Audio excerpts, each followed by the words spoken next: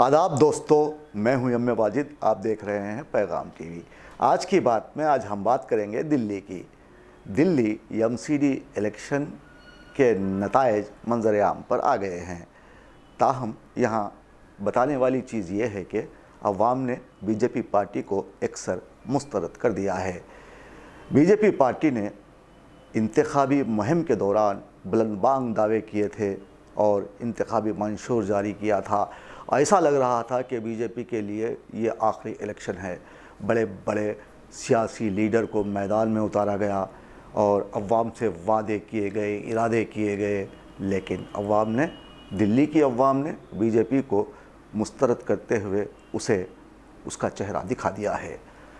आम आदमी पार्टी ने 134 सीटें हासिल करते हुए रिकॉर्ड कामयाबी हासिल की, तो वहीं कांग्रेस पार्टी 8 सीटों पर सिमट कर रह गई।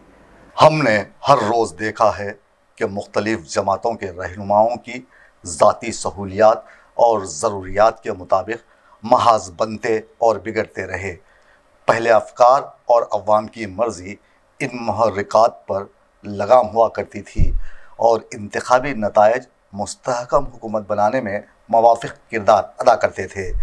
इंतखाबी नतायज के मंजर आम पर आने से कबल कई तरह की पेशन गोइयाँ इन दिनों होने लगी हैं। हमारे देश में ज़ात पात के किरदार सियासत में हमेशा हावी रहे और जब इसका असर कुछ कम हुआ तो यहाँ बीजेपी हमेशा शिकस्त से दो चार रही और आज दिल्ली की अवाम ने पार्टी को मुस्तरद करते हुए 104 सीटों पर उन्हें इक्तफा करने पर मजबूर कर दिया और आम आदमी पार्टी ने 134 नशिस्तों के साथ सफ़े अव्वल की पार्टी बन गई। अवाम ने साबित किया है कि ये इंतखाबात इत्तेहाद और तरक्की की बुनियाद पर लड़े गए, मगर हैरत अंगेज़ बात यह रही कि मौजूदा इंतखाबात में जहां ज़ात पात और छूत छात के ज़रिए मुनाफरत को फ़रोग़ देने वाली बीजेपी को शिकस्त हुई है, वहीं आम आदमी पार्टी ने केजरीवाल की इनफरादी शख्सियत, तरक्की और दीगर वजूहात की बिना कामयाबी से हमकिनार हुई। हालांकि ये म्यूनसिपल इलेक्शन के नतायज हैं जो किसी बड़ी तब्दीली का कोई वाज़ेह इशारा नहीं देते, बल्कि इस बात का सबूत हैं कि देश में अभी भी ज़ात पात, छूत छात और मजहबी मुनाफरत फैलाने वालों का चंद लोग साथ देते हैं।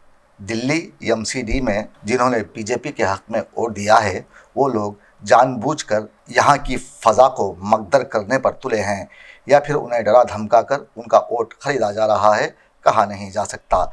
लेकिन एक बात तो साफ और सीधे समझी जा सकती है कि जब तक बीजेपी देश में रहेगी तब तक नफ़रत की सियासत का ये चलन कायम रहेगा। अरविंद केजरीवाल ने एमसीडी इलेक्शन में मिली कामयाबी के बाद शहरियों से किए गए खिताब में कहा है कि अब दिल्ली की तरक्की लाजमी है, कचरा और सफाई पर ख़ास तवज्जो दी जाएगी। अब यहाँ केजरीवाल का अगर हम जायज़ा लेंगे तो हमें पता ज़रूर चलेगा कि वो किस तरह सियासत में दाखिल हुए, उन्होंने किस तरह की बातें की, लेकिन अवाम उन पर भरोसा करती है। लेकिन हम सहाफ़ी हज़रात तो जानते ही हैं कि केजरीवाल मोदी जी के छोटे भाई का दूसरा रूप हैं, जो कभी हिंदुत्व के गीत गाने लग जाते हैं तो कभी कुछ और ही कर देते हैं, कह देते हैं। मेरा ख्याल है कि अब फिर एक मरतबा ख़रीद और फ़रोख्त का सिलसिला शुरू किया जाएगा। अगर कोई बीजेपी में जाने से इनकार कर देगा तो फिर ईडी भूत बनकर उनके दरवाजे पर दस्तक देता रहेगा। इसीलिए अगर केजरीवाल बीजेपी पार्टी को मुर्दा घोड़ा समझती है तो हम ऐसी पार्टी को अहमकों की जन्नत में बसने वाले के मुतरादिफ समझेंगे।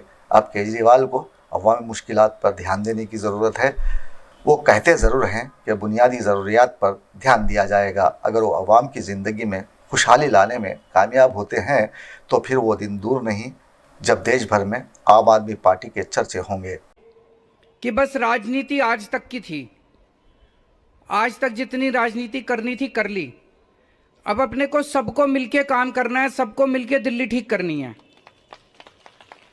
इसमें मैं बीजेपी का भी सहयोग चाहता हूँ, इसमें मैं कांग्रेस का भी सहयोग चाहता हूँ, मैं सबका सहयोग चाहता हूँ।